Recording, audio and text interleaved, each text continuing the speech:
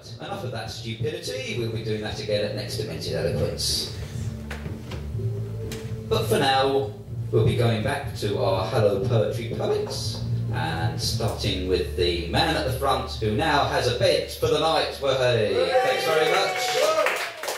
And so, can you give it up for Ryan Van Winkle?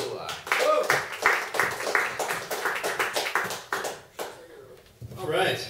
Woo! Hi. Hey. Hey! Hello. I want this to go up, but I can't get it up. Oh! I gave up with that. I gave up. Get it up for me. I'm going to be bending down in front of you, getting it up for you. I'm sorry. While Rapunzel helps me get it up, This looks really good on camera. Oh, there we go. There we go. That's good. That's nice. That's nice. Oh, is that nice? Thank you. Oh, yeah. Nothing says poetry like double entendre. So I thought I'm about to do a gig in the future where it's gonna involve people drawing during the evening, and one of the people that I'm doing the gig with was like, "Don't you think that's gonna be distracting during the evening to the writers who are performing if people are drawing?" So you are now my test audience. You're going to try to distract me by drawing. Rapunzel, would you mind passing out crayons, marker pens, and bits of paper? I do have a prize for my favorite drawing. It can be of me, of the subject matter, or, should you choose, cock and balls. Which is what I draw anytime somebody asks me to draw something.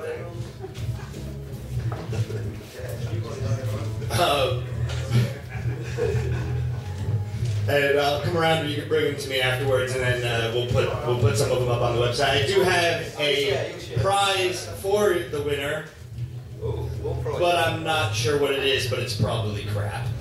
But it could be interesting crap. Not literal crap. Metaphorical crap. Like the music. Take that, fucking rock stars. Oh, wonderful.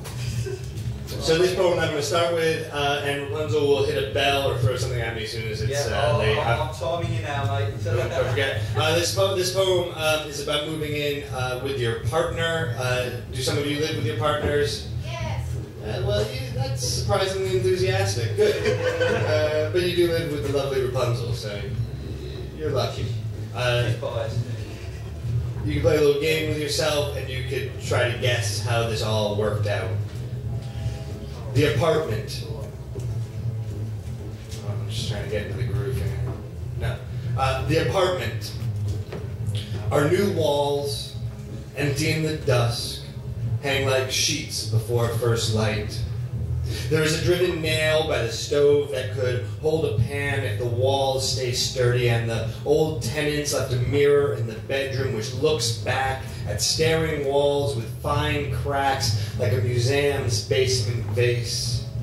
There are brown smears in the study, chocolate, blood, or shit. We don't know what will happen to us here, or what will settle on rented walls, or if nothing will settle at all.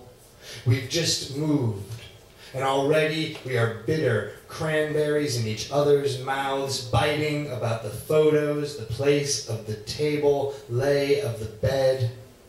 The apartment is a city hall we cannot fight, so we turn like lawyers against each other, let the walls stare. There is a mirror to look into, a nail to hang on to. Our unopened boxes hide in corners and closets like beaten children. And we will take the blood off the walls and the dust from the shelves. We have 1 year together in a place that is empty at dusk and feels like fog inside and between us and Christ. Tomorrow we will live here.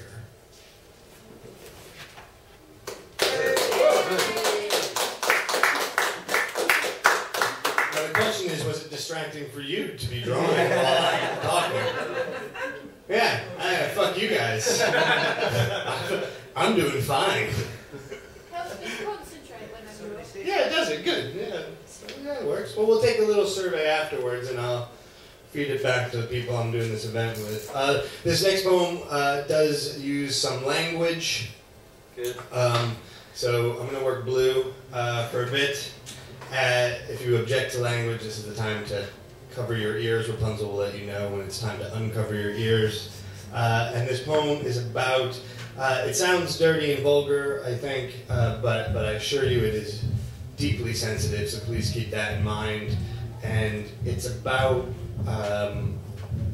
you know, when you're in a relationship and the relationship starts, things are frequent.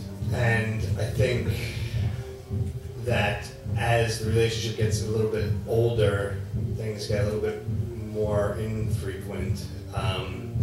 And I wanted to blame somebody about that, and I didn't want to blame her, and I definitely didn't want to blame myself, because I'm keen. And so I thought I'd blame God.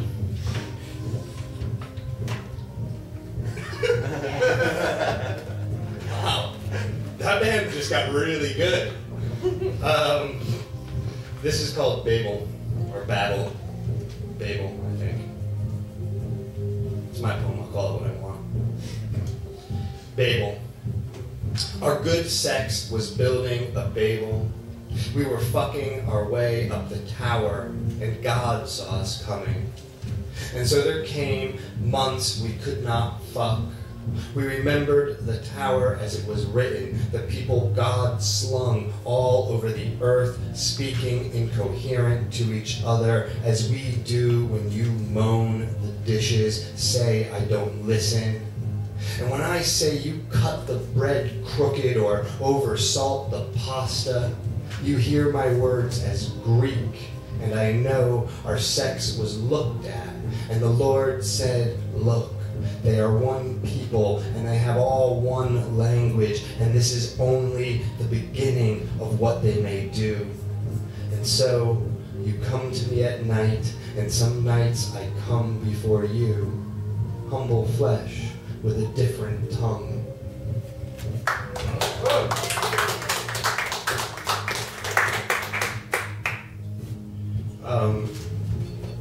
I'm going to read new things now.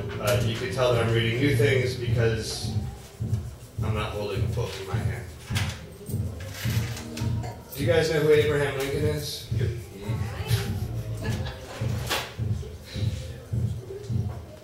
Good. Apparently he was a vampire killer or something. What's that? Pantalones. Not until August. Not until August, or pantalones, which would be a perfectly good comment. Pantalones! You would have achieved the best heckle I've ever had if you had actually said pantalones. Damn. Well, Abraham Lincoln, this is a poem, it doesn't have a title, but does start with a quote. When my fake wife, actual girlfriend, left me, I wrote this poem by way of trying to understand that someday we'll be back together. Fuck. I've never said that aloud. Abraham Lincoln said, nothing can be lost by taking time. If there be an object to hurry any of you in hot haste to a step you would never take deliberately, that object will be frustrated by taking time, but no good object can be frustrated by it. Time is nothingness, and this should allow me to take any transport I want. And I will not hurry in hot haste, nor will I look to time as a challenger, or to you who rushed to that train thinking you were late. The moon was falling, tripping over your bags, and I was wanting to say you were not late, that the train would come again and again, like a dream of falling, like a starfish regrowing its arms.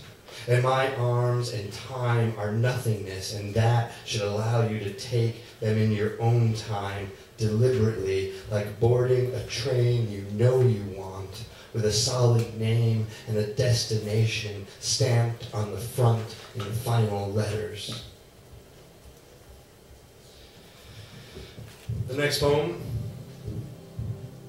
is called Summer Nights Walking, and if you get a chance when you go home, Google Summer Nights Walking. It's a very good book of photographs by, I think his name is Robert Adams, and they're quite evocative. And a good place to start writing something. Summer Nights Walking. A world quiet as black and white and warm as an ironed collar. So I want to say sorry for forgetting to hang my shirt where my shirt belonged. You could say I learned something in the drain of this year, in coffee grounds, stems of basil and Chernobyl spewing all over the radio. That city too, quiet in the summer, full of shadows paused on garage doors. And tonight I stumbled into a photo of trees felled in an eye, all trunk and splinter, the way your spine dimpled where it forked. So I'm sorry for forgetting how love is, how supple trees bend, how hard hearts break, how the wind, the snow, the evacuated rock and chaos. How are we doing with the drums? Everybody good? Is it distracting you from my boring?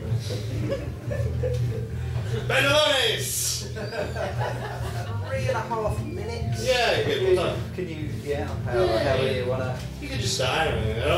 I'm working on new material, so I don't have like a set that makes any kind of sense or ends with a big closer, and the banter, as you can tell, is shit. I've been really to the point where I'm excited about a made up title. Does that count as my 3.5 minutes there? No, sure. I'll let you off. Just kidding. So, wet dreams. What are you gonna do? If you want to, after this poem, not offer me your child's bed.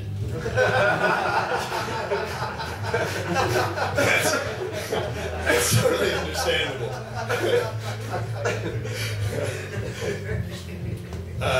This is about having a dream about the wrong person at the wrong time. That makes sense, right? Kinda, yeah. I think so. You can let me know how my introductions are after the show. Window. We dreamed and a bird flew into our window like a heavy book closing in the dark part of a library. Not a crack appeared in your eyes, but this lingers in me like a dream when we were in bed and you became my ex. Her mouth at my shivering dick saying, I love you, I know what you love. Even dreaming, I knew this was wrong. But my dick is a simple machine, a straw. Her mouth was hot as blood, and as you slept, she cut me open, smiled and swallowed, so I had to pull your gold hair apart and kiss your cheeks, as if I'd never loved another, as if I knew you would die. So now I can't fall back to sleep, and I wake you up the slow way in which I'd fix you a bath. We go outside, the grass is damp and gets caught between our toes, and we find this bird, his neck broken by the clear, sunlit sky. More like a fish than a bird, his wings folded behind his back in prayer, his body below a window, which was not sky at all. And I have one more short one, but I can kill it. No, one more short one? Yeah? That poem contains the line that when somebody asked me what the worst line I ever wrote, I didn't have an answer to that, but I did say the most embarrassing line I've ever written is, my dick is a simple machine. a straw. but I'm not embarrassed enough by it, apparently, to stop reading it. This one also has a rather embarrassing line, which I'm also going to fucking read. And this is about you know, those dreams you have where you're naked. Do you get those? No, nobody gets those. And terrifying, like you walking into school naked dreams. Really? Just you. Nobody gets that. You don't get that in Aberdeen? I mean, it's like you couldn't imagine. Too fucking cold. It's fucking crazy. Yeah, I dream about going out in my t-shirt.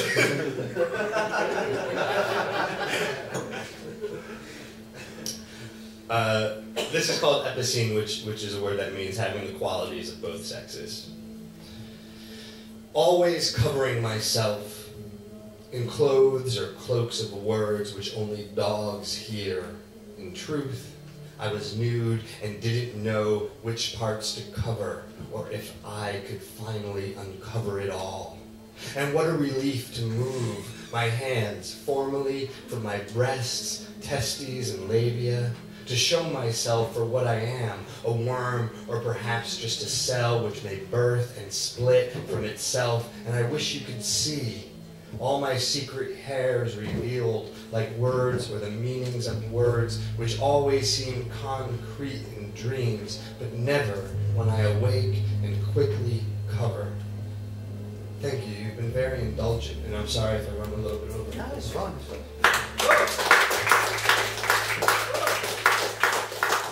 Yeah, give it up for Ryan Van Winkle.